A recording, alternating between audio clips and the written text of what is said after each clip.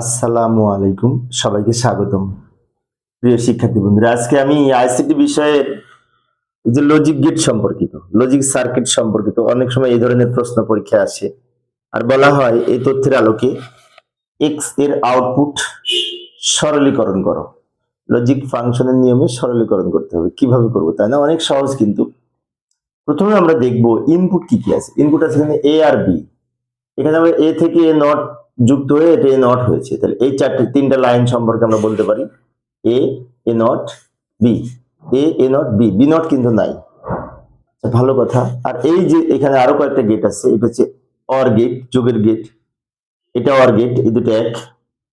আর এটা আর এটা এক, কিন্তু এখানে একটু পার্থক্য আছে। এখানে নট আছে, এখানে নট নাই, তাহলে এটা হচ্ছে অ্যান্ড এর সাথে নট যুক্ত হয়ে ন্যান্ড গেট। আর এটা শুধুমাত্র অ্যান্ড, নট নাই, তাই না?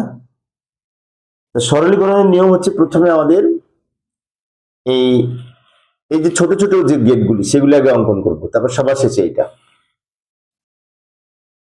এই যে এখানে প্লাস হয়েছে, অর গেট হয়েছে, কোনটা কোনটা প্লাস করেছে, এটা আর এটা। এটা বলতে এ বোঝায়, এটা বলতে বি বোঝায়, তাহলে এ আর বি যোগ হয়েছে কিন্তু এটা।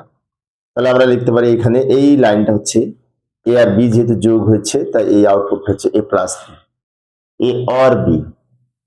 সরি, তারপরটা লক্ষ্য করি, এখানে আবার এই লাইন আর এই লাইন দুটো গুণ হয়েছে, গুণের উপরে নট যুক্ত হচ্ছে। এই লাইনটা হচ্ছে এ নট থেকে, যে এটা কিন্তু এ নট থেকে এখানে গেছে, আর এটা বি।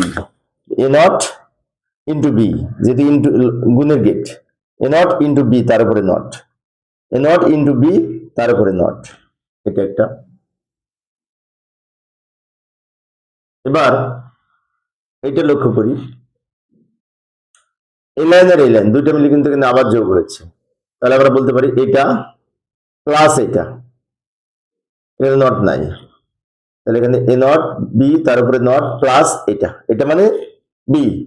এটা লিখতে পারি, এই যে এটা প্লাস বি। ভালো করে লক্ষ্য করি, এটা হচ্ছে এই লাইনটা,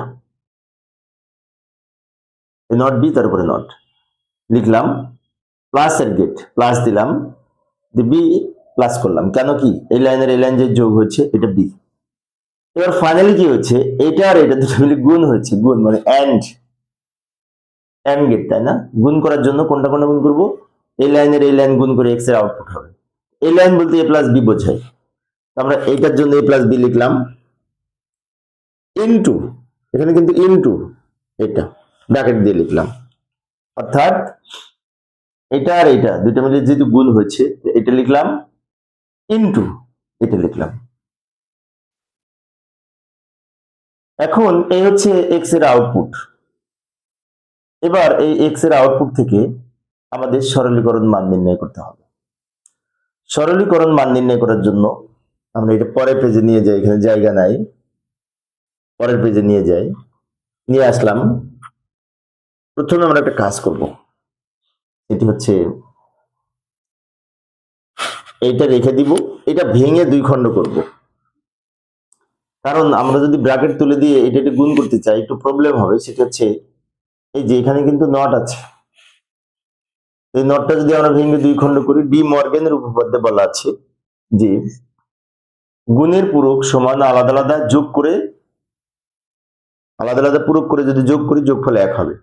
অর্থাৎ এখানে তো ইনটু আছে, উপরে নট আছে, তো ইনটুটাকে যদি আমি প্লাস করি, এই উপরে নটটা ভেঙে দুই খণ্ড হবে।